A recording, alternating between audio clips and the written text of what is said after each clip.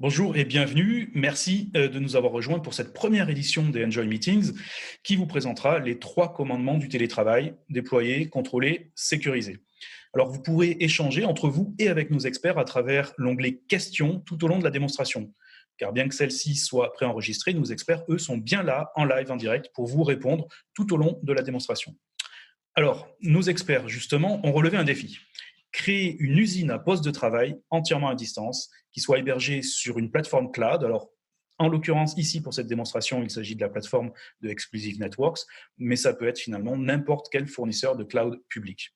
Et cette plateforme va permettre d'onboarder un nouvel utilisateur entièrement à distance, sans même le rencontrer, et surtout de lui donner tous les outils et toutes les applications pour qu'il puisse travailler.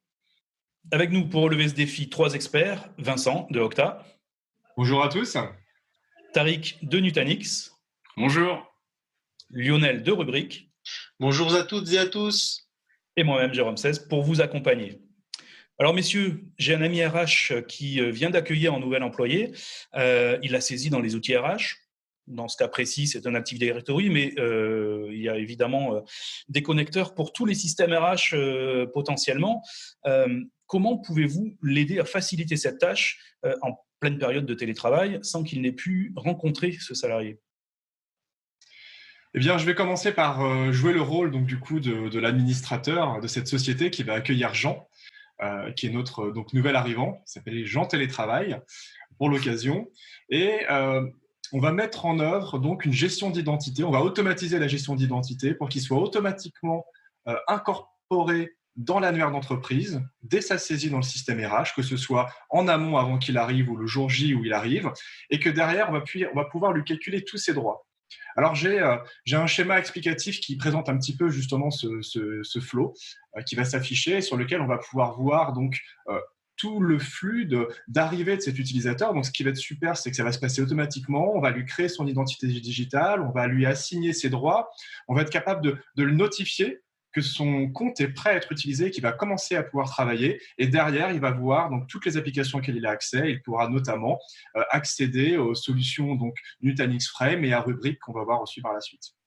Alors, place à la démo. Donc là, je suis connecté sur mon interface administrateur donc, du coup, d'Okta qui va s'afficher. Et sur cette interface administrateur, je vais pouvoir donc, simuler cet import automatique dont j'ai parlé depuis la base RH. Alors, dans notre cas, Jérôme l'a bien notifié, c'est un Active Directory. Donc, ça peut être un Active Directory, un Workday, un HR Access, j'en passe. Alors, on a plein de solutions qui sont possibles. Et donc, je vais lancer cet import de ce nouvel utilisateur qui arrive dans la société. Donc là, sur cette simulation, je le fais manuellement, mais tout est automatique d'habitude. Et on peut voir qu'on lui a calculé effectivement son email définitif, on lui a calculé donc son login. On va pouvoir résoudre les conflits d'identité, on va pouvoir lui créer son identité digitale, le tout sans que moi, administrateur, j'ai besoin de le faire manuellement. Ça, c'est important puisque on a besoin que les choses aillent vite, que ce soit productif et qu'on n'ait pas pour chaque utilisateur à faire 12 000 tâches manuelles. Donc, je confirme, cet utilisateur arrive et va être créé donc, du coup, dans Okta. Okta, c'est une solution de gestion d'identité as a service. Donc, c'est accessible depuis ce navigateur web aussi bien pour l'administrateur que pour l'utilisateur qu'on va voir juste après. Donc, cet utilisateur, il va faire partie d'un annuaire qui s'appelle l'Universal Directory chez Okta et dans lequel on va retrouver un certain nombre d'utilisateurs. Alors, moi-même et tous mes camarades faisons partie déjà donc, de cet annuaire et travaillons dans cette société virtuelle, mais Jean est arrivé et donc on va aller voir son profil. Donc, Jean Télétravail, son identité est créée. On va pouvoir voir qu'il a un certain nombre d'accès qui lui ont été déjà en fait automatiquement assignés. Et c'est intéressant hein, puisque on voit toutes ces applications, on peut en assigner d'autres. Alors, tout s'est fait automatiquement. Et pourquoi en fait il a eu tout ça automatiquement? Parce que Okta était capable de faire du profiling par rapport aux informations qui ont été saisies par notre RH dans l'outil. Et tout ça, on l'a importé. J'ai pu en déduire qu'il faisait partie d'un groupe marketing en France. Et donc, je l'ai assigné à un groupe marketing France qui lui a donné l'application Tableau. J'ai vu par exemple qu'il faisait partie du marketing en général, peu importe la région, il a eu Salesforce. Et comme il est employé, il a automatiquement accès par exemple à un bureau sécurisé avec Nutanix Frame. Donc, ces différents groupes permettent donc du coup de donner ces accès. Et une fois que je fais partie de ces groupes-là, ils vont être assignés à des applications. Donc là, par exemple, si je prends le cas de Nutanix, on va revoir que j'ai une application Nutanix qui a été configurée. Et dans cette application Nutanix, j'ai un certain nombre d'utilisateurs qui ont cet accès. Et pourquoi j'ai cet accès? Parce que derrière, j'ai dit que tous les employés de ma société, à partir du moment où ils sont dans ce groupe employé, ont accès à ce bureau sécurisé. Donc ça, c'est ce qui va permettre d'automatiser de bout en bout en fait, la chaîne des accès. Donc ça, c'est intéressant. Donc moi, ce que je vous propose, c'est qu'on puisse se connecter déjà et qu'on fasse l'expérience avec Jean de son arrivée. Alors Jean, pour pouvoir se connecter la première fois à son bureau, à son environnement de travail, il va avoir besoin de connaître ses accès. Où il va, sur quel site, quel est son login, son mot de passe. Autant de questions qu'on peut se poser quand on arrive dans une société. Alors d'habitude, c'est quelqu'un qui me les donne, ou il faut que je pose des questions, ou mon manager me transmet tout ça, mais dans le cadre du télétravail, comment ça se passe? Je n'ai pas accès physiquement parce que c'est quelqu'un qui doit m'appeler. On va faire plus simple. On va partir du principe que Jean a transmis son adresse email personnelle lors de son entretien RH et lors de son arrivée dans la société et a consenti à ce qu'on l'utilise simplement pour son onboarding et qu'on lui transmette ses premiers accès initiaux. Donc, on va faire ça avec Jean. Donc là, on voit justement qu'il est en attente d'une action de sa part. Donc, je vais me connecter avec Jean. Et Jean, ce qui s'est passé, c'est qu'il a reçu un email. Donc là, c'est la boîte mail de Jean. Et dans la boîte mail de Jean, donc personnelle, il reçoit cet email qui lui dit « Bienvenue, Jean, à la société, donc du coup, Octa Rubrique Nutanix, dans lequel tu as été donc du coup invité à te connecter. » Et donc, il y a toute une description qui lui explique qu'est-ce qui se passe pour ce grand jour et son arrivée. Et il va pouvoir cliquer donc sur ce lien. Et en cliquant sur ce lien, il va être invité à rentrer ses premiers paramètres qui vont définir son mot de passe et les informations essentielles pour qu'il commence à travailler. Donc là, je vais saisir donc du coup un mot de passe pour Jean, qui respecte donc du coup une politique que vous pouvez définir à loisir avec un certain nombre de prérequis. Alors à savoir que notamment, ce qui est pratique avec Octa, c'est qu'au-delà de définir une politique, on peut définir des politiques différentes en fonction du profil des gens. Et surtout, on vient vérifier que le mot de passe que j'ai tapé n'a pas fuité dans une attaque récente ou dans les différents problèmes qu'on peut voir en ce moment avec des attaques de type credential stuffing ou brute force. Ce qu'on fait, c'est qu'on vient valider auprès d'un dictionnaire. Ce dictionnaire est composé de millions de mots de passe qu'on connaît qui ont déjà fuité. Et on s'assure qu'il ne fait pas partie de l'un d'eux. Ensuite, il peut renseigner un numéro de téléphone mobile en option. Donc, pourquoi en option? Parce qu'évidemment, si jamais il n'a pas de téléphone de flotte, c'est un téléphone personnel, on ne peut pas l'obliger à transmettre son numéro de téléphone. Néanmoins, s'il le souhaite, ça lui permettra d'avoir des fonctions de réinitialisation de mot de passe sur la base d'un SMS, dans lequel il pourrait, comme il le fait par exemple quand il valide une transaction bancaire, recopier un code à 6 chiffres, on appelle un OTP, et par exemple accéder ensuite à une réinitialisation de mot de passe. Donc ça, c'est une option intéressante. Et la dernière option, c'est qu'il va pouvoir donc définir une image de sécurité. Donc, dans ce cas, on va prendre par exemple le petit robot et il va créer son compte. On verra pourquoi cette image de sécurité est importante après, notamment pour des besoins d'anti-phishing. Et justement, parlons de sécurité. Comment on sécurise aussi les accès? Alors là, on a défini son mot de passe. Très bien, il a un mot de passe maintenant, il peut se connecter. Mais la société a décidé que justement, on est en télétravail, on est maintenant effectivement dans un mode où on a besoin de sécuriser l'accès de l'utilisateur, peu importe où il se trouve. Donc, on va aussi demander un second facteur. Ce second facteur, on essaie de donner le plus de choix à l'utilisateur possible. Donc, il a une liste. Il peut choisir une application sur un téléphone mobile. Il peut choisir d'utiliser plutôt un moyen sécurisé biométrique. On le verra tout à l'heure dans l'accès à rubrique avec Lionel, avec son utilisateur. Et enfin, on va avoir aussi la possibilité de fournir des validations par SMS ou autre système. Je vais faire le cas de l'application sur son smartphone. Donc, il va enrôler son téléphone portable. C'est souvent le moyen le plus pratique et le plus moderne si l'utilisateur effectivement dispose d'un smartphone et souhaite l'utiliser. Donc, dans mon cas, je vais prendre plutôt un iPhone que j'ai effectivement avec moi et je vais donc du coup valider l'enrôlement avec mon iPhone. Alors là, j'ai une étape qui m'invite sur l'application à me connecter, on me dit bonjour, etc. Et donc, du coup, je vais autoriser cette application à accéder à ma webcam. Donc, je l'ai au préalable téléchargée sur mon Apple Store, mais elle peut m'être automatiquement donnée par un administrateur si jamais c'est un téléphone de flotte. Donc là, ce qui s'est passé, c'est que grâce à ce QR code, j'ai enrôlé automatiquement ce téléphone. Donc ça s'est fait de façon assez transparente. Et si je le souhaite, je peux faire aussi la partie biométrique. Alors je vais essayer d'être assez rapide là-dessus, mais sachez que, par exemple, dans mon cas, j'ai un MacBook. Si j'avais un poste Windows 10, ça aurait pu être la même chose. Je vais pouvoir utiliser un moyen biométrique. Sur mon MacBook, c'est un lecteur d'empreintes. Sur un poste Windows 10, ça peut être la webcam qui utilise donc mon visage. pour pouvoir faire une authentification biométrique. Donc là, je vais le faire avec mon empreinte. Donc là, ce qui se passe, c'est que je le valide au niveau de mon MacBook et je permets donc du coup à Okta d'utiliser ce second facteur pour pouvoir m'authentifier dans mes accès futurs. Je termine. Une fois que j'ai terminé toutes ces étapes-là, j'ai défini mes moyens sécurisés de me connecter, mes premières informations, et j'ai accès à mon bureau qui me donne accès à toutes mes applications.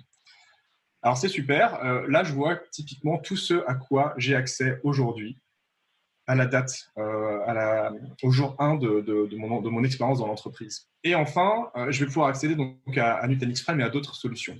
Ce qui est intéressant aussi, c'est que j'ai bien l'accès Salesforce, mais je ne peux pas cliquer dessus. Pourquoi ? Parce que dans le cas du télétravail, on peut très bien être sur un ordinateur portable qui m'était envoyé par la société, ou je peux très bien aussi utiliser un device, un périphérique qui m'appartient, donc faire du BYOD. Et dans ce cas-là, est-ce que j'ai le droit d'accéder à tout ? Est-ce que j'ai la même sécurité que quand j'utilise un périphérique d'entreprise ? Donc, pas forcément. Donc là, dans notre cas, on a fait en sorte que Salesforce ne soit accessible que depuis un bureau Nutanix Frame. Et c'est tout l'intérêt aussi de la solution que va présenter Tariq tout à l'heure, c'est qu'elle va fournir un bureau sécurisé à des personnes qui n'ont pas forcément un portable d'entreprise. Et nous, Okta, de notre côté, on va pouvoir, pour Jean, faire en sorte que l'application ne soit accessible que depuis ce bureau. Donc voilà pour le cas de Salesforce. On peut voir aussi qu'on peut prendre effectivement possession de son bureau, on peut déplaner un petit peu.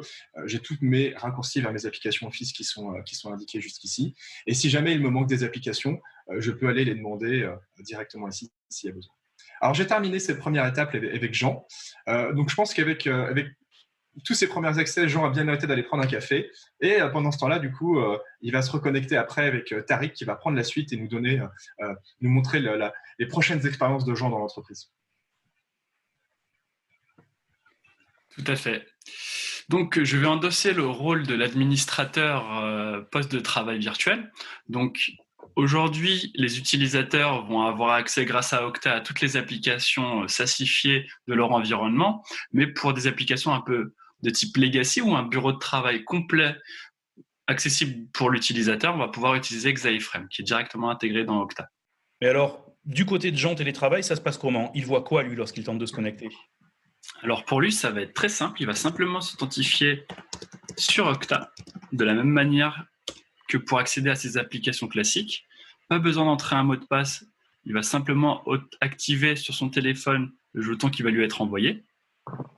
Et ce qui est super d'ailleurs, et ce qu'on remarque, c'est qu'à aucun moment donné, on a donné le mot de passe. Et ce qui est super du coup avec l'expérience effectivement de Jean au travers de Tariq, c'est qu'il a pu réaccéder à son bureau après avoir pris son café, parce que peut-être pour les raisons de sécurité, l'accès était verrouillé le temps qu'il prenne son café, se réauthentifier simplement sur la base d'une notification sur son téléphone. Donc je la valide. Sur mon téléphone, du coup, en validant cette notification, je vais pouvoir accéder donc du coup à mon bureau, donc Nutanix Frame. Je peux mettre des sécurités supplémentaires qui permettent de valider si c'est la première fois effectivement que j'accède à cette application ou à Okta. En plus de la notification, de valider que le chiffre qui apparaît sur l'écran est bien le chiffre qui apparaît sur mon téléphone. Ça, c'est pour être sûr que quelqu'un n'usurpe pas ou ne fait pas la notification à ma place sans voir l'écran. Je le valide. Et de cette manière-là, Tariq et donc Jean devraient pouvoir accéder à son bureau. Et voilà, il va avoir accès à toutes ses applications ainsi que Xaiframe. Il va pouvoir s'y connecter directement en SSO, toujours pas de mettre de mot de passe. Et on peut voir ici qu'il a accès au département marketing français, qu'il a accès à des applications et aussi à un bureau complet. Donc je vais vous montrer l'accès au bureau complet. Ce qui va se passer ici, c'est qu'on va demander à frame.nutanix.com où se trouve le bureau de l'utilisateur. En l'occurrence, il se trouve dans les data centers d'Exclusive Network, mais ça peut être sur n'importe quel cloud provider sur lequel l'utilisateur va se connecter. Donc ici, on peut voir que je suis toujours sur mon navigateur web et j'ai accès à un bureau complet sous Windows 10 sur lequel je vais pouvoir utiliser toute la suite Office et toutes les applications qui m'ont été attribuées. Donc, je vais avoir accès à mon explorateur Windows. On peut voir ici que le copier-coller va fonctionner très bien pour copier, par exemple, si vous êtes sur un site web directement sur votre session, vous allez pouvoir le faire d'un côté et de l'autre. j'ai toujours accès à mes applications. La seule différence, c'est que Salesforce est cette fois accessible. Je vais pouvoir le lancer. Vu que je suis dans un contexte sécurisé, l'administrateur a la main sur mon poste et va pouvoir justement valider le fait que Salesforce peut se lancer dans cet environnement. Et donc, pour compléter effectivement sur cet exemple d'accès à Salesforce, c'est ce qu'on appelle donc chez Okta de l'accès contextuel. Mais de l'accès contextuel pas seulement sur d'où je me connecte, qui je suis, quels sont mes droits, mais aussi avec quel type de bureau et de périphérique j'utilise pour me connecter. Est-ce que c'est un périphérique de type ByoD? Est-ce que c'est un périphérique d'entreprise? Est-ce que c'est un bureau frame? Donc ça, c'est des choses qu'on va pouvoir voir au niveau d'Okta et sur lesquelles vous allez pouvoir mettre des règles, comme on a vu aujourd'hui ici, avec Jean qui peut justement se connecter à Salesforce uniquement depuis un bureau frame. Tout à fait. Donc, je vais aussi vous montrer les autres avantages de l'expérience utilisateur de Frame. Je vais simplement glisser et déposer un document ici. Je vais prendre ce document et simplement le glisser sur ma session et je vais pouvoir retrouver directement ce document dans Upload. Voilà, le document est présent ici. Je vais pouvoir le lancer directement dans la session. Si j'ai commencé par exemple sur mon poste en local et je veux continuer à travailler sur mon poste sur Frame de n'importe où, de partir de n'importe quel device, je vais pouvoir le faire.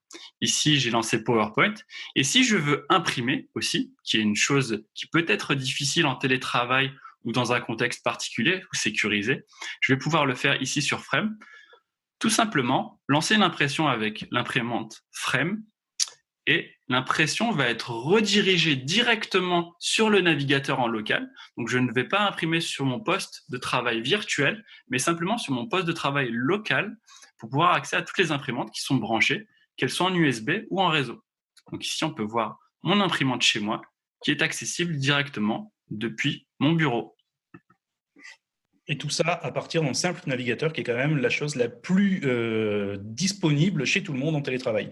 Mais en revanche, si l'utilisateur est muté, par exemple, de la France aux États-Unis, est-ce qu'il doit recommencer toute cette procédure? Eh bien non. C'est vrai que d'habitude, une mutation, ça peut signifier beaucoup de challenges, beaucoup de choses à gérer, mais encore une fois, grâce à Okta, on va pouvoir détecter le changement qui va avoir lieu côté RH. Donc, nos collègues RH vont saisir cette mutation. Automatiquement, Okta va pouvoir détecter que son profil, ses droits, ses rôles ont changé. Et nous, on va le retranscrire auprès des applications. On va lui retirer les applications sur lesquelles il n'a plus besoin d'avoir accès. On va lui donner de nouveaux accès. Et on va même changer ses accès dans les applications. Donc, les droits et les profils dans les applications. Dans l'exemple de Nutanix, on voit effectivement qu'aujourd'hui, on est marketing FR. Donc là, je vais passer Jean aux États-Unis. Donc, il a déménagé, il va muter aux États-Unis et on va voir donc du coup avec Tariq ce qui se passe. Donc là, je vais fermer ma session. La personne va prendre un autre café et simplement se authentifier quelques secondes plus tard. Et on va pouvoir voir que le fond d'écran a changé, le bureau est différent, mais aussi que les applications sont différentes. Si vous l'avez remarqué, précédemment, dans le marketing français, ceux-ci utilisaient Teams. Ici, ils vont utiliser Zoom. Et GIMP a été remplacé par Paint.net. Donc, on peut avoir différentes applications qui sont attribuées à différents profils d'utilisateurs ou simplement différents départements. Je vous ai montré précédemment la connexion à un bureau. Je peux aussi vous montrer la connexion à une application spécifique, en l'occurrence Word, Excel ou n'importe quelle application de la suite Office ou d'un logiciel métier. Ça va être le même système. On va se connecter directement sur le control plane et être redirigé vers un serveur. Mais ici, l'affichage va être simplement celle d'une application. Donc, ça peut être très intéressant pour des tablettes ou bien un usage spécifique d'une application qui ne nécessite pas de charger tout l'environnement bureautique de l'utilisateur. Donc ici, vous pouvez voir, j'ai accès directement à un Word sur lequel je vais pouvoir faire exactement les mêmes tâches. Si je souhaite lancer une autre application, je vais pouvoir le faire directement depuis ces petits onglets pour lancer par exemple la suite Excel. Donc voilà pour les applications. Et maintenant, comment cette personne a pu avoir l'accès au marketing US directement depuis Frame, en plus des accès sur Okta? Et ben, je vais vous montrer la partie administrateur pour vous montrer comment les rôles ont été attribués. Donc, nous voici sur l'interface d'admin. On va avoir accès directement, toujours sur une interface HTML5, pas de client à installer pour administrer la console d'admin. Avoir accès à un sommaire qui va vous répertorier le nom de votre compte, où se trouve le data center et les sessions actives. La sandbox qui est votre master sur lequel vous allez installer toutes vos applications. Ici, vous pouvez voir qu'une multitude d'applications a été installée sur ce master qu'on va pouvoir mettre à disposition aux utilisateurs. Pour la partie Launchpad, c'est simplement cette mise à disposition aux utilisateurs qui va être possible, soit d'une manière applicative, avec des applications publiées, soit directement depuis un bureau. Donc ici, si je veux rajouter une application, par exemple, je ne sais pas, rajouter Google Chrome et Notepad++, on va pouvoir les appliquer directement au dashboard marketing français. Si je sauvegarde, hop, l'utilisateur va avoir accès à ces applications. Ensuite, à l'instar d'un téléphone, on va pouvoir les regrouper et arranger cela comme l'administrateur va vouloir le faire. Donc ici, on va pouvoir déterminer quel type d'instance va être disponible pour l'utilisateur. Un wallpaper. Ici, vous vous rappelez de la belle tour Eiffel qu'on avait pour le marketing français et du beau drapeau américain. On aurait pu aussi mettre un beau logo Chuck Norris pour les utilisateurs fans de Chuck Norris. Et en termes d'attribution, ici, on va pouvoir s'authentifier avec Okta, on peut le voir ici. Et au niveau des permissions, si je remonte d'un cran, vu qu'elles ont été attribuées à un niveau organisationnel, je vais pouvoir voir ici comment ces permissions ont été attribuées. Donc, on peut voir que si le groupe contient marketing français, on lui donne accès au Launchpad que j'ai créé précédemment, marketing FR et marketing desktop français.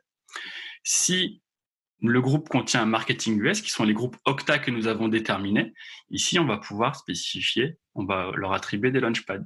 On va ainsi pouvoir aussi les modifier et attribuer des conditions un peu plus strictes.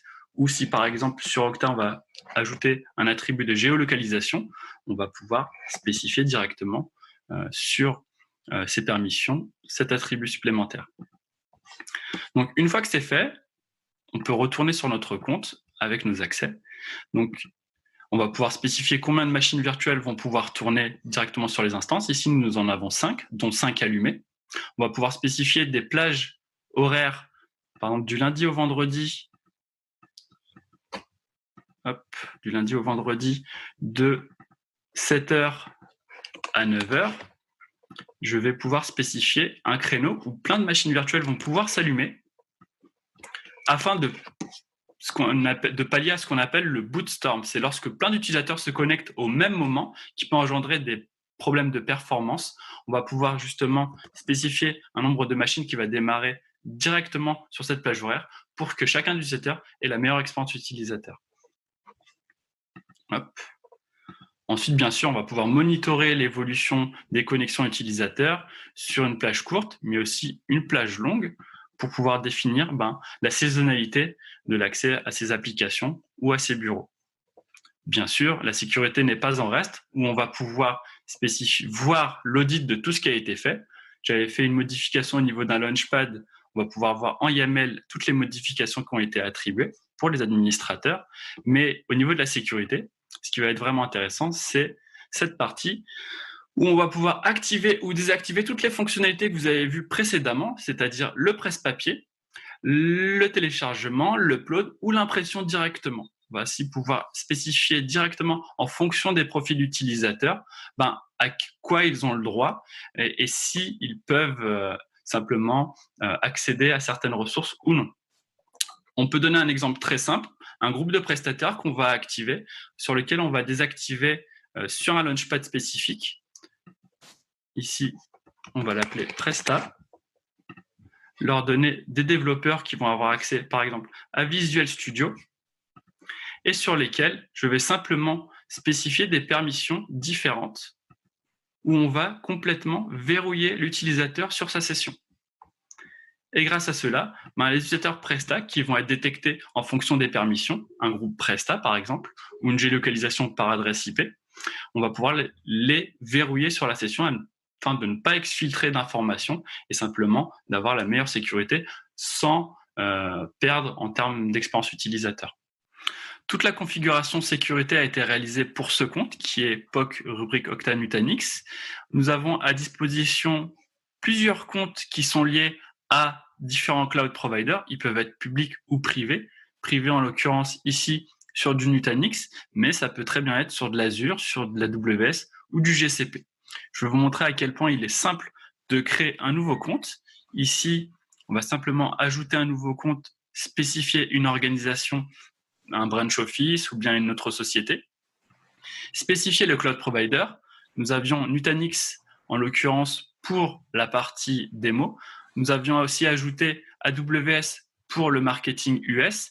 On va simplement ajouter un GCP sur une région de Londres et simplement spécifier un système d'exploitation, une taille de machine virtuelle, faire suivant, et voilà, le compte est créé. Nous allons avoir d'ici quelques minutes à disposition ce nouveau compte sur lequel nous allons pouvoir spécifier de nouvelles applications, de nouveaux postes de travail. Ils peuvent être sur Linux, ils peuvent être sur Windows, en fonction des besoins utilisateurs nécessaires pour faire tourner leurs applications métiers. Alors, on voit que c'est particulièrement souple et simple même, mais on peut du coup se poser la question de la sécurité. Comment ces données sont-elles protégées? Est-ce qu'elles sont sur le poste local? Est-ce qu'elles sont en centrale? Est-ce qu'on peut choisir comment et où on va les sauvegarder? Très souvent, la sécurité et la simplicité ont du mal à se mélanger. Il y a un peu de travail pour tout ça. Dans ce cas précis, comment sont gérées les données? Alors, comment sont protégées ces données? Donc l'objectif, c'est un peu de vous montrer ce que l'on peut faire sur la partie rubrique. De quoi dispose en fait cet administrateur, ce fameux Arthur? Donc si on se logue directement sur le portail Okta, vous voyez ici par exemple que nous avons accès à deux applications qui ont été préalablement chargées, qui sont Polaris et CDM. Polaris étant l'application SaaS qui permet d'avoir une gestion globalisée de nos différentes infrastructures, et ainsi que l'application CDM pour Cloud Data Management pour la partie on-prem. Alors si on va directement sur la partie Polaris, et un petit peu visualiser ce que voit notre administrateur Arthur. Donc, il a accès, bien évidemment, à un certain nombre de métriques, avec des informations, des events, des reports, des statuts sur la partie gestion, un petit peu des différentes infrastructures, une visualisation d'où se trouvent ces différentes périmètres sauvegardés. Donc, ici, en l'occurrence, sur Paris. Bien sûr, au préalable, on aura fait le nécessaire sur la partie sécurité, puisque lors de la mise en œuvre de la solution, on aura par exemple paramétré l'identity provider qui permet de pouvoir faire ce fameux lien entre les différents accès qui auront été définis pour l'administrateur ou l'utilisateur. Donc, si on revient sur la partie gestion des encours, la solution va vous permettre de pouvoir sauvegarder différents périmètres, comme on le disait. Alors, c'est peut-être des périmètres qui se trouvent hébergés suivant les différentes souscriptions sur la partie cloud. Ça peut être des périmètres qui se trouvent dans la partie data center on-prem. Donc, en l'occurrence ici, par exemple, si la solution XIFrame a été déployée dans la partie cloud, vous aurez cette possibilité de visualiser, une fois avoir appairé les acomptes, les différentes instances et d'aller granulairement dans ces différentes instances pour pouvoir opérer, sous la forme d'une présentation assez simple, d'un calendrier, opérer ces différentes activités de restauration ou de monitoring ou de changement de protection, etc. Voilà. Donc, si on revient juste en arrière sur la partie AWS, donc sur ce périmètre, vous aurez au préalable, bien évidemment, appairé ce que Rubrik appelle la définition d'une politique de sauvegarde, donc ce fameux SLA domaine que l'on voit ici, Nutanix, Okta, Rubrik. Donc, il suffira juste de sélectionner l'instance, de faire Manage Protection et d'y appairer directement cette politique. Cette politique, du moins ces politiques, sont définies dans cet onglet que vous voyez ici, et elles sont très très simples à paramétrer. Il s'agit juste finalement d'aller dans cette partie-là, Create SLA domaine, pouvoir renseigner les différents éléments, les récurrences de prise d'information, et ça sera aussi simple que cela en termes de définition. Donc, je sors de ce périmètre. Ce qui est intéressant également, c'est de pouvoir visualiser finalement ce qui se passe sur la vie de votre infrastructure. Alors c'est intéressant parce que Rubrik allie un petit peu au logiciel initial et au développement initial de l'intelligence artificielle et du machine learning sous la forme d'une solution que l'on dénomme Radar, qui permet de détecter très intelligemment en fait tous les changements qui vont pouvoir être opérés au sein de votre infrastructure. Alors, ça peut être des changements complètement basiques. J'ajoute, j'enlève, je modifie des fichiers, comme ça peut être aussi, par exemple, des changements importants qui peuvent mettre en péril l'infrastructure, comme du CryptoLocker, comme du ransomware, etc. Donc, sur ce périmètre, en l'occurrence, vous voyez, j'ai cliqué sur les anomalies, je n'ai pas d'anomalie. Je vais me permettre juste de switcher sur un périmètre où on a créé un script qui simule des anomalies pour vous montrer un petit peu comment ça se représente au niveau du dashboard. Donc, vous voyez, par exemple, sur ce périmètre, cet objet, je vais pouvoir constater ce qui a été effacé, ce qui a été modifié, ce qui a été créé, véritablement voir ces différents changements et pouvoir complètement investiguer sur le périmètre, déterminer très finement finalement ce qui a été peut-être effacé ou modifié. Alors si c'est un ransomware, ça sera bien évidemment de la modification, pouvoir cliquer sur ce périmètre et ensuite procéder à la restauration suivant le contexte que j'aurai choisi avec les différents points qui me seront proposés. Donc ça, c'est pour la partie portail SaaS, ce qu'on appelle donc Polaris. On disait tout à l'heure que la solution peut être aussi déployée on-prem et vous avez ce contrôle de la solution on-prem au niveau effectivement gestion globale. Donc, je vais revenir sur mon environnement exclusif, bien sûr, pour vous montrer ce différent périmètre. Voilà, donc mon cluster qui se trouve hébergé, sur lequel je vais pouvoir aller directement, visualiser, comme on le disait tout à l'heure, ces différents métriques, et carrément pouvoir directement visiter ce cluster ou, suivant ce que l'on aura défini comme droit, revenir à mon portail démo télétravail Okta, cliquer directement sur la partie CDM et basculer directement en environnement d'ici quelques secondes, le temps que l'authentification se fasse. Donc, on se trouve sur notre interface d'administration qui se trouve on-prem. Hein, vous retrouvez un petit peu cette définition métrique avec les différents dashboards. Alors, ce qui nous intéresse, bien évidemment, c'est la partie post-utilisateur qu'Arthur va pouvoir manager, dont la partie gens télétravail. Alors, ce qui est intéressant, c'est qu'effectivement, à tous les niveaux, vous allez pouvoir retrouver les différents périmètres. Vous voyez, par exemple, je tape très simplement la partie frame, je vais pouvoir retrouver très rapidement en fait ces différents périmètres où je vais directement dans l'arborescence qui va bien et en descendant granulairement dans cette arborescence, je vais retrouver tout l'historique des instances qui vont construire ces différentes solutions. Pour Jean, ou finalement cet utilisateur final. On a ici l'instance sur laquelle il travaille. Vous allez donc pouvoir visualiser en détail, hein, vous voyez un petit peu la corrélation entre la partie dashboard Polaris et la partie CDM, où on retrouve dans cette même dynamique ce fameux calendrier sur lequel vous allez pouvoir naviguer et retrouver ces différents points de sauvegarde conformément à la politique qui aura été affectée, soit au niveau de Polaris, qui a cette gestion globale, soit au niveau du cluster en question.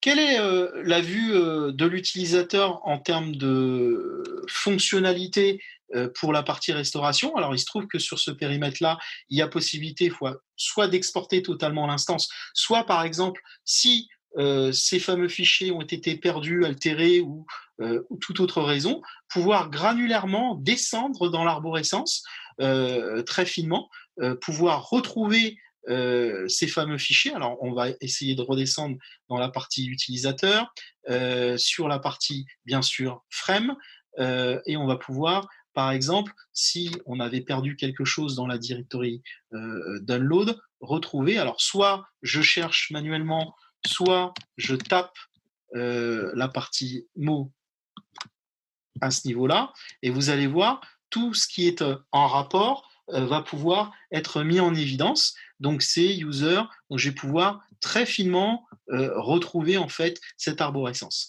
et choisir ce qui m'intéresse. Donc là, par exemple, ça pourrait être peut-être ce fichier-là en question sur lequel je vais faire donc la prochaine étape et je vais pouvoir déterminer en tant qu'Arthur, administrateur de la solution, si je souhaite downloader en local de ma station d'administration ce fameux fichier, ce fameux élément, soit le remplacer directement à la source, soit éventuellement si l'entreprise dispose d'un share sur lequel tous les utilisateurs ont accès, pouvoir remettre à disposition sur la définition du pass qui va bien ce fameux élément. Voilà pour la partie restauration. Donc si je reviens un petit peu en arrière, voilà, je vous remonte rapidement le dashboard.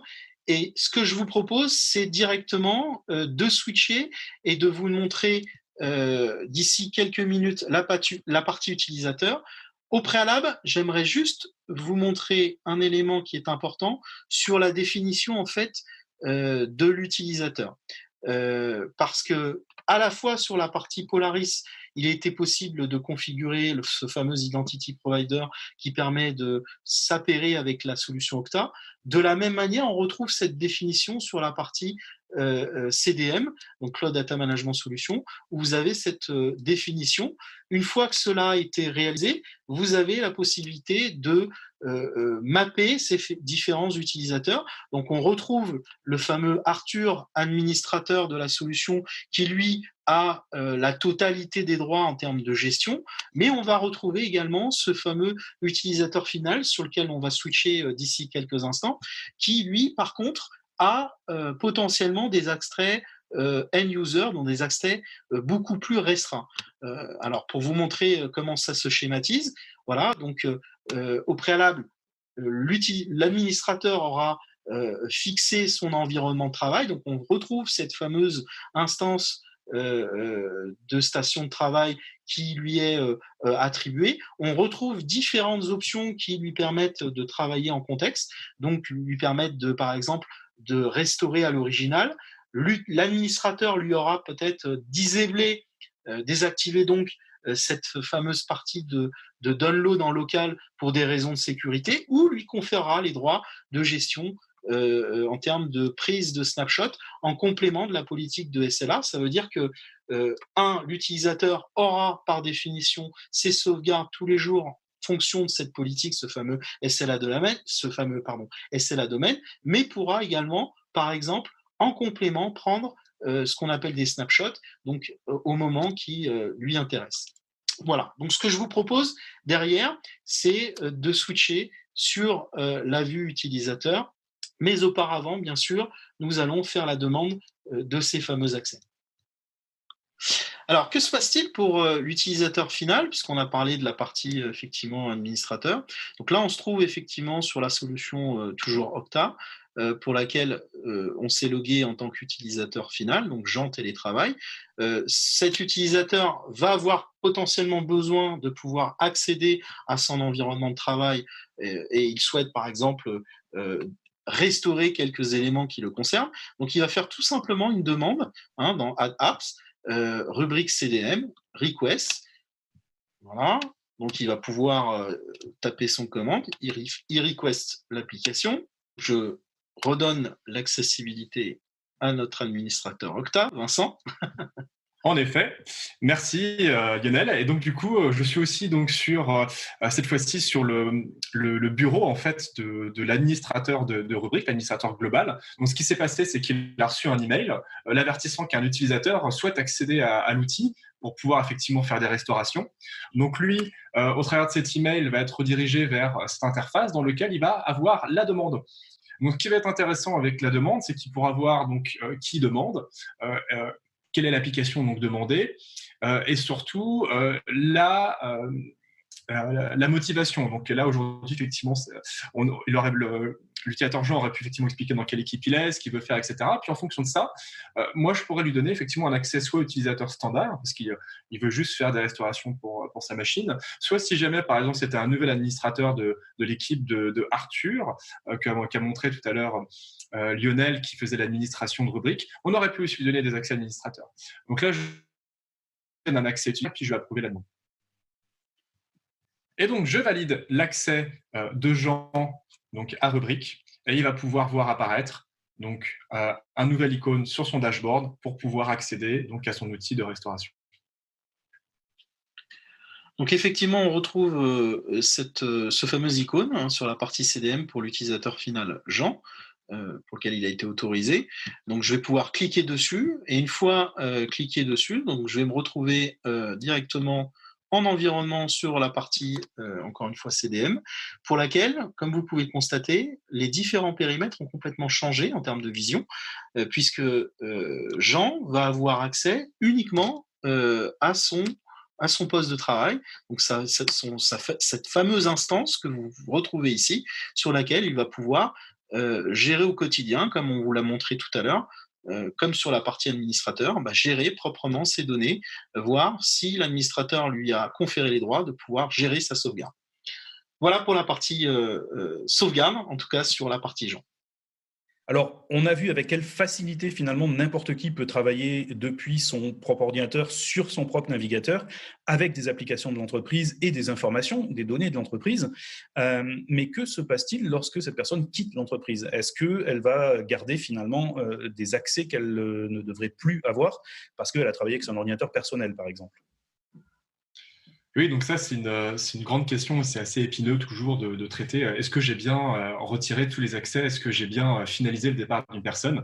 De la même manière, on va s'appuyer sur l'information qui va venir de nos collègues RH. Donc, on a une date de fin de contrat, par exemple, qui peut être utilisée et qui est très pratique, qui permet de couper les accès au jour J.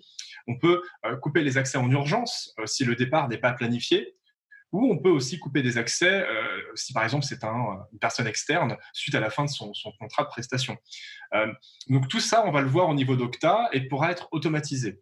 Et à ce moment-là, le compte sera désactivé. Ce qui va se passer quand on le désactive automatiquement, c'est la même chose que ce que je vais faire là manuellement, pour vous montrer aussi dans le cas d'un administrateur qui fait la tâche. On va pouvoir donc désactiver l'utilisateur. La notion donc, de désactiver, ça va non seulement couper tous ses accès, tuer ses sessions en cours, si jamais il avait une session ouverte donc du coup sur Okta, et indiquer à toutes les applications connectées à Okta que l'utilisateur aussi a été désactivé pour qu'elles fassent le nécessaire de leur côté. Voilà un petit peu le type de workflow qu'on peut mettre avec Okta. On peut aussi aller plus loin et on l'a vu tout à l'heure dans la partie provisioning, cycle de vie de l'utilisateur, faire plein d'actions avec ces workflows Okta sur la résolution de conflits d'identité, donc sur ces problématiques de départ. Et c'est ce qui vient aussi enrichir la simplicité qu'on a vue avec l'outil, puisque ce n'est pas parce qu'il est simple qu'on ne peut pas aller jusqu'au bout de ces processus. Donc, on a des workflows avancés, on a pas mal de choses qui sont intéressantes au niveau de la plateforme. N'hésitez pas à poser vos questions, n'hésitez pas à nous contacter effectivement après pour pouvoir voir effectivement tout ce qu'on peut faire avec la solution. Sur ce, donc, je rends la main à Jérôme pour finaliser la partie démo. Merci messieurs, vous avez fait un super travail collaboratif. Vous nous avez montré comment n'importe qui pouvait travailler sur n'importe quel type d'application à distance avec un simple navigateur, ce qui est une solution parfaite à la fois pour le télétravail, mais aussi pour tout simplement des déplacements, aussi pour la mobilité tout simplement. Et tout ça vous a demandé combien de temps finalement? 5 jours. Oui, 5 jours. Ouais. 5 jours. 5 jours pour assembler toutes ces trois solutions distinctes et en faire une vraie solution indépendante qui est accessible à n'importe qui finalement aujourd'hui. Et nous vous retrouvons dans quelques instants pour répondre à vos questions en direct avec nos 3 experts.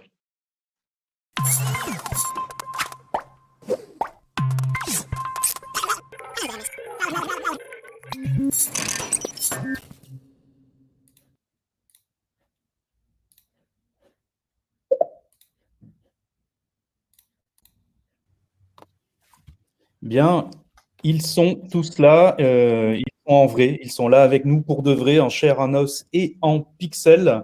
Nous retrouvons donc les experts à l'origine de cette usine à poste de travail. Donc avec nous, Vincent de Octa, toujours. Bonjour Vincent. Bonjour à tous. Tariq de Nutanix. Bonjour. Et Lionel de Rubrik. Voilà, ce sont eux les hommes de la situation. Vous allez pouvoir leur poser vos questions en direct et ils vont vous répondre et détailler tout ça.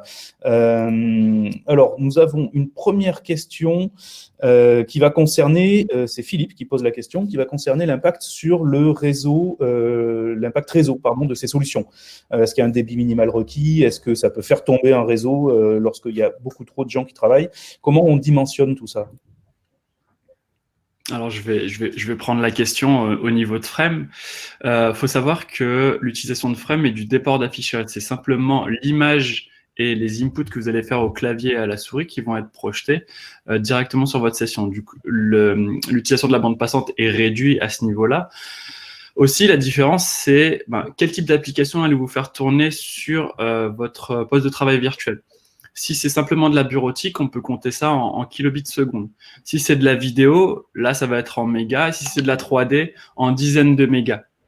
C'est un peu la différence. Et l'affichage va différer en fonction du taux de rafraîchissement de l'application. Quand on fait tourner un modèle 3D, il y a beaucoup plus de rafraîchissement. C'est un peu la différence. Ok. Est-ce que ça vous convient, Philippe? Vous pouvez nous répondre dans le chat si vous voulez poursuivre la question. Hop, non, eh bien. Parfait. Autre question, est-ce que votre solution est disponible en Chine? C'est une question de Didier. Alors, je vais commencer du coup. Ou alors Lionel, comme tu veux. Je pense qu'on a tous les réponses. C'est très rapide pour Octa. Donc oui, ça c'est disponible en Chine. La difficulté avec la Chine, c'est le grid firewall. C'est disponible au travers du grid firewall, donc on peut y accéder. Nous, notre service est disponible soit depuis la Chine, en fait, on va être hébergé sur la plaque Asie ou sur la plaque Europe, ce sera accessible depuis la Chine. Et concernant la régulation, la Chine impose pour des régulations de type compliance que les identités gérées, par exemple dans notre solution, soient également stockées en Chine. Donc nous, ce qu'on vous propose, c'est une solution qui est capable de répliquer tous les comptes utilisateurs des citoyens chinois directement sur un serveur hébergé en Chine pour des raisons de compliance également. Et une fois que vous avez ces deux parties-là, la partie accès et la partie compliance, vous pouvez travailler sereinement avec vos employés chinois. Un complément peut-être pour les autres? Oui, pour la partie rubrique, vous avez possibilité effectivement d'acquérir la solution rubrique donc CDM en Chine, bien évidemment, tout comme les accès Polaris, avec quelques restrictions suivant les cloud providers. Une autre question que vous aviez posée, sur laquelle on va y revenir, concernant Alibaba, mais je te laisserai, Jérôme, la reposer. Non, mais on peut continuer justement. Ok. Alors, pour la partie Alibaba, pour le moment, c'est quelque chose qu'on regarde attentivement, et ce n'est pas aujourd'hui supporté dans le cadre de nos déploiements, pour le moment.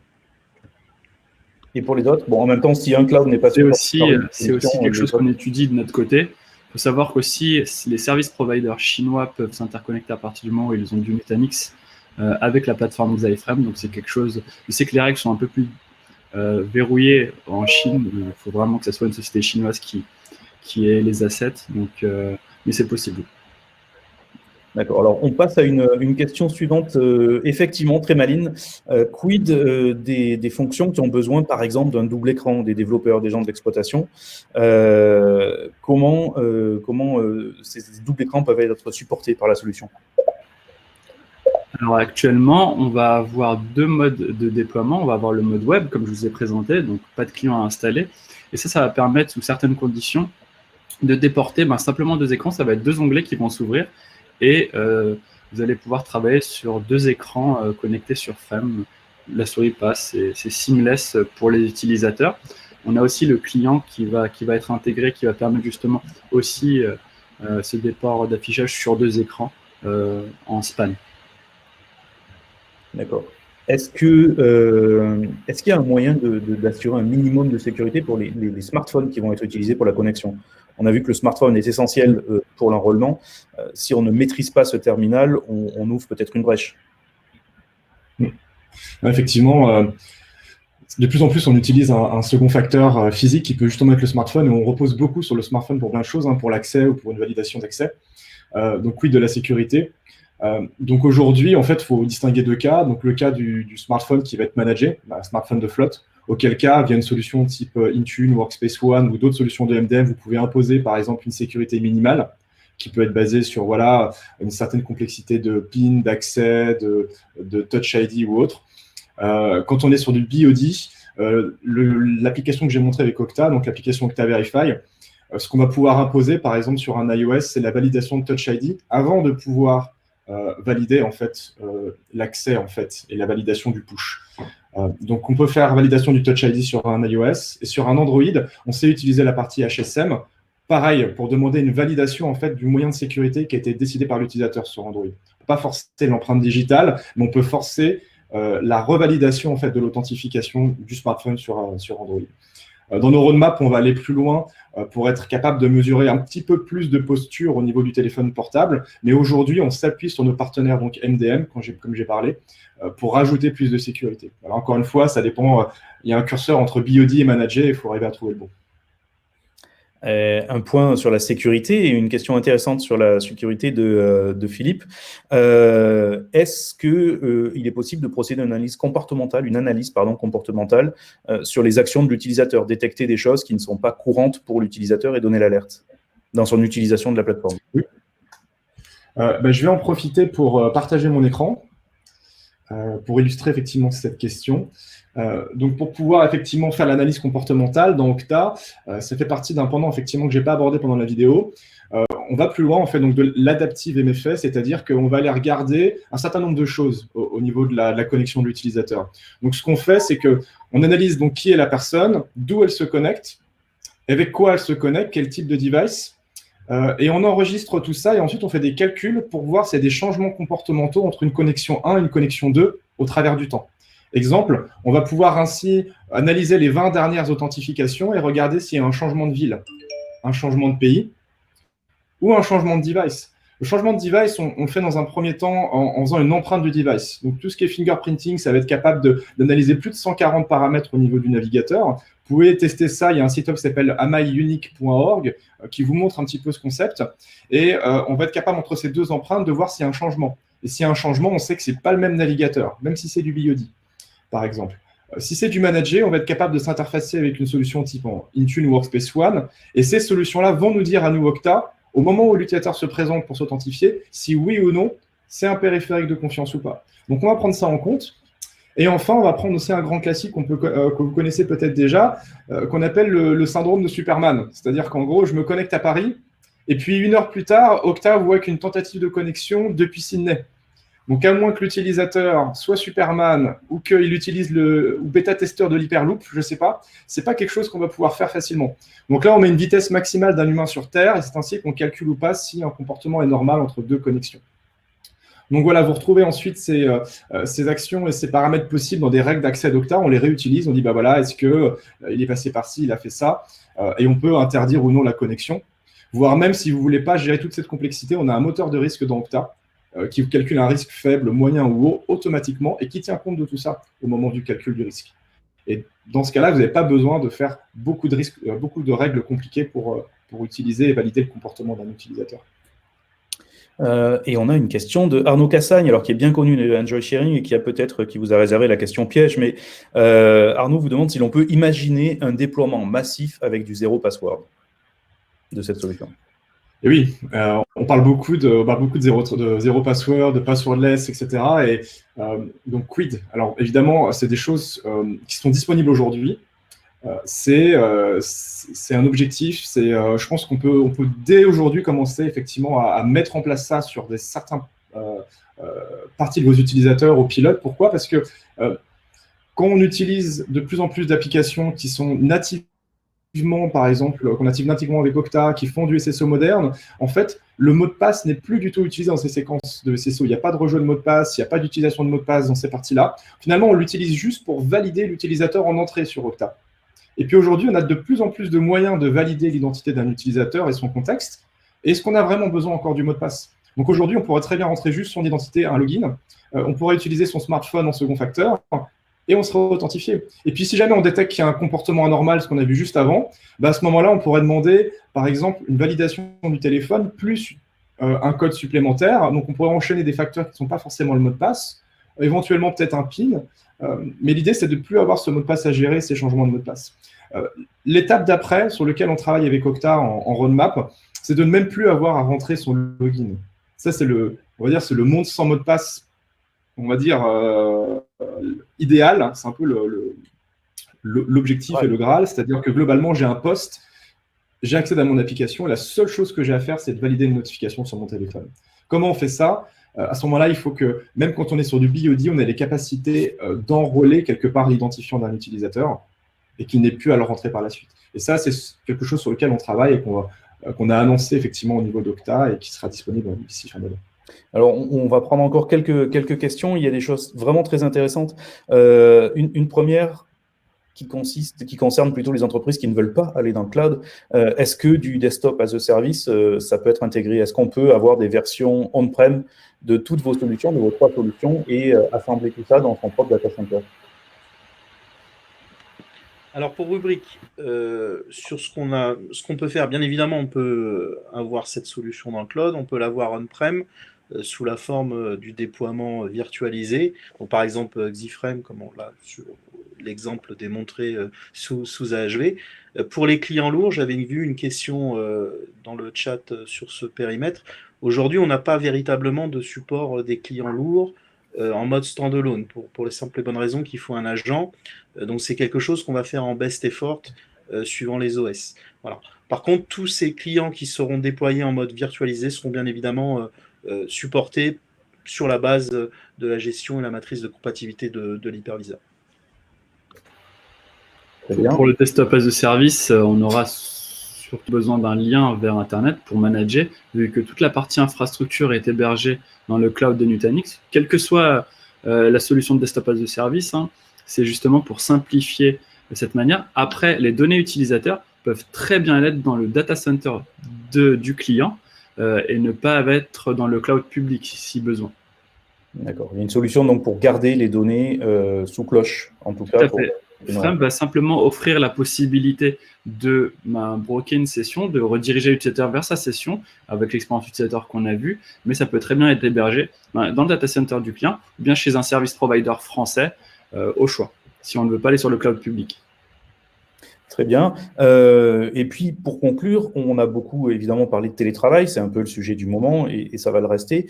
Mais est-ce que vous couvrez d'autres cas d'usage? Alors, ça recoupe plusieurs questions qui ont été posées, mais est-ce que, par exemple, on peut déployer comme ça des caisses de supermarché, des terminaux, des postes de paiement, des postes dans des écoles, des universités, des stations de travail un peu spécifiques? Voilà. Est-ce que ça couvre vraiment tous les usages ou beaucoup des usages?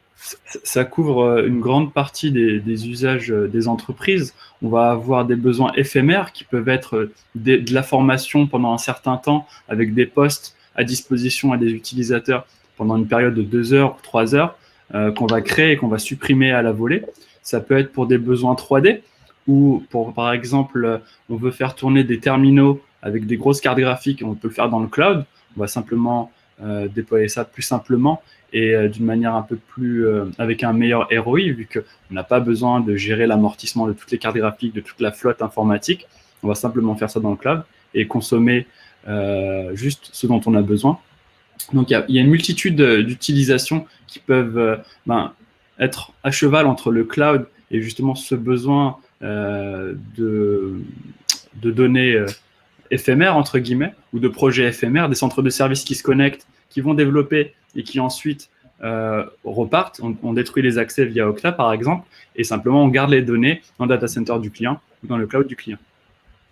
Très bien. Eh bien, merci, messieurs, et bravo. Vous avez fait un super boulot, un vrai travail. Alors, comme le faisait remarquer justement Arnaud Cassagne, si vous avez mis que 5 jours pour faire tout ça, ça veut dire qu'on peut peut-être capitaliser sur votre travail pour monter la même chose en moins. Voilà, donc vous avez peut-être du travail à venir. Vous pourrez à tous un replay de ce web event, un lien de replay de ce web event vous sera envoyé. Si vous souhaitez poursuivre la discussion, si vous avez des questions sur la plateforme notamment, n'hésitez pas, vous pouvez contacter par email contact@enjoymeetings.fr et derrière, Olga probablement vous mettra en contact et en relation pour répondre à vos autres questions. Et puis, on me souffle dans l'oreillette qu'il n'est pas improbable qu'un épisode 2 des Enjoy Meetings voit le jour. Donc, si c'est le cas, stay tuned, comme on dit. Merci encore à toutes et à tous de nous avoir rejoints. Merci, messieurs, pour votre super boulot. Et à très bientôt. Un grand merci. Merci Ciao, ciao. à tous. Au revoir.